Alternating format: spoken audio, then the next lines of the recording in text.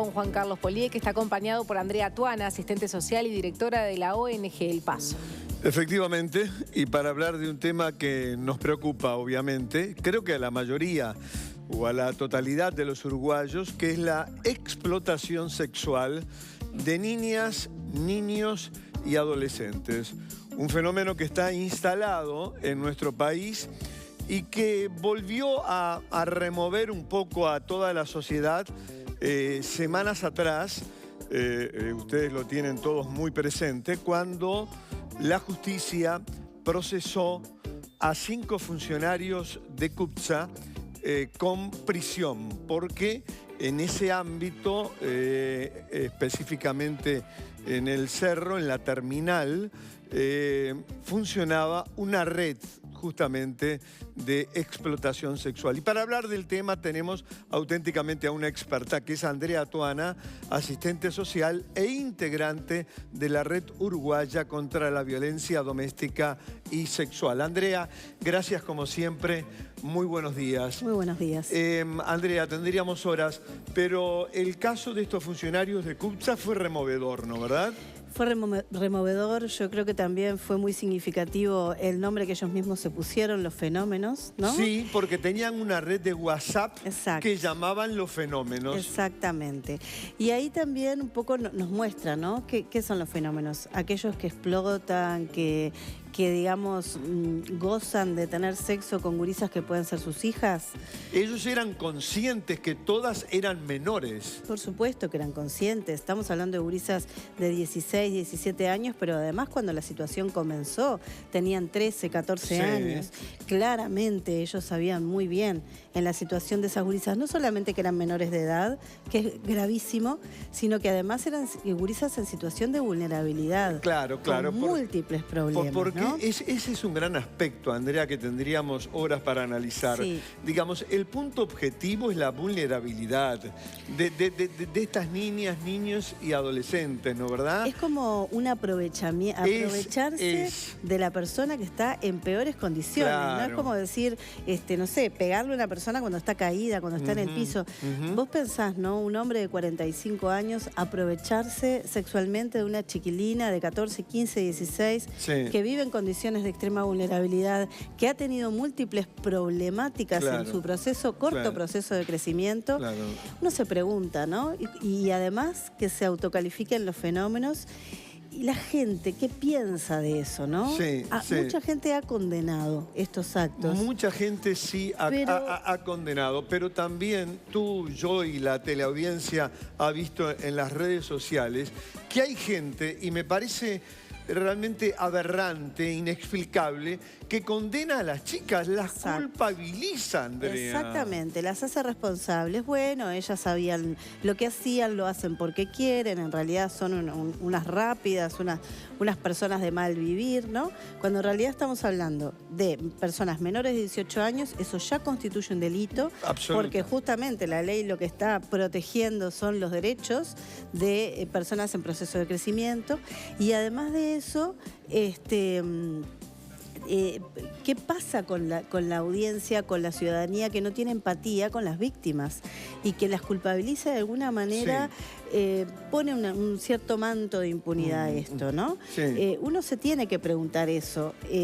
Pareciera que acá hay gurisas buenas y gurisas malas. Mis hijas, las hijas de mis amigos, mis sobrinas, son gurisas de bien.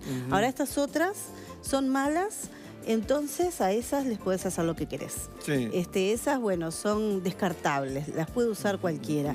Me parece que esa es una mentalidad muy peligrosa, una mentalidad que realmente tenemos que cuestionarnos. Sin duda. Y tenemos que como sociedad pensar que cualquier niño, niña o adolescente tiene los mismos derechos. Total. Sea mi hijo, sea el hijo de otro, esté en una situación buena o por el contrario, esté en una situación de extrema vulnerabilidad. Se han dado datos fuertes, pero yo creo que, Andrea, y tú estás empapada en el tema, hay mucho subregistro. El INAO habló, por ejemplo, de 333 denuncias el año pasado, ¿no, verdad? Y una ONG que trabaja en el tema, como la tuya, Gurises Unidos, habló de 650 denuncias, pero seguramente deben ser más. muchas más, y quienes trabajamos en los territorios, semana a semana nos están llegando cada vez más casos, porque de alguna manera el tema se empezó a colocar en la opinión pública, se empieza a hablar del tema, se empieza a desnaturalizar. Esto no es ni un trabajo, ni una forma de sobrevivencia, ni una actitud de estas gurisas porque están de vivas y quieren conseguir un beneficio. Esto es un delito, esto vulnera derechos, daña a los gurises y gurisas. Entonces la población empieza a acercarse y a decir, bueno, yo conozco un caso acá, a mí me parece esto allá, y cada vez esos números van creciendo y van cambiando. Van creciendo y hay más denuncias. Ahora, Andrea, estas redes se dan en todos los ámbitos, ¿no? Sí. Se dan en el ámbito familiar, digámoslo absolutamente con franqueza, en el vecindario, y hay redes locales y redes internacionales también. Sí, es bueno saber que la explotación sexual también tiene como víctimas a varones y mujeres, principalmente mujeres, de distintos sectores sociales, pero evidentemente el grueso son gurises pobres. Y con múltiples necesidades. Y las redes lo mismo, hay redes más caseras, más familiares, comunitarias, o redes ya que están más vinculadas al narcotráfico y a lo que es el crimen organizado internacional. Ahora, dentro de las comunidades, explotación sexual hay en todos los departamentos del país. No hay un departamento que se salve. Y ahí vemos casos de explotación, por ejemplo, donde interviene el vecino, que por un surtido de almacén o por unos pesos, que se los da a la mamá o al papá de la niña, bueno, la niña de 10, 11 años va a su casa un par de veces a la semana. En el caso que hicimos referencia al comienzo, era por un boleto, era por un viaje. Te das cuenta, ¿no? Y la teleaudiencia, ¿no? Por un viaje gratis en el ómnibus y por una recarga del celular, digo. Te das cuenta a ese extremo. Los niveles de vulnerabilidad que tienen estas gurisas y el nivel de aprovechamiento que hacen esos adultos, que en su gran mayoría son varones, que saben, ¿no? El estado de necesidad, muchas gurisas están muy abandonadas, muy solas, y ellos aprovechan de todo eso para obtener ese beneficio, ¿no? Sin duda. Hay consultas, hay reflexiones de ustedes, preguntas. Vamos al consultorio virtual, ya directamente con la primera. Yo sé de casos de abuso que se callan por miedo a represalias. Es muy común, pero Rosina se pregunta, ¿qué garantía de protección tienen las víctimas cuando es gente cercana quienes las acosan? Andrea. Bueno, este es un gran tema. Es un enorme tema. Enorme tema. Yo creo que hablar da garantía, o sea, sacar esto del silencio, del ocultamiento, da garantía, pero evidentemente hay que buscar ayuda, ¿no? Hay que buscar redes que se puedan armar con las organizaciones sociales de la zona, buscar, bueno, en qué lugar hacer la denuncia, si en la policía o en el juzgado. O sea, se puede salir, no es fácil y es importante pedir ayuda a las organizaciones que puedan estar en la comunidad. Muy bien, vamos con la segunda consulta, entonces, para nuestra distinguida invitada. Esto es bien importante también, todo lo es. ¿Cómo se trabaja con esos chicos, chicas abusados para poder sanarse de los traumas? Y Lourdes te hace la pregunta del millón. ¿Cuántos lo superan?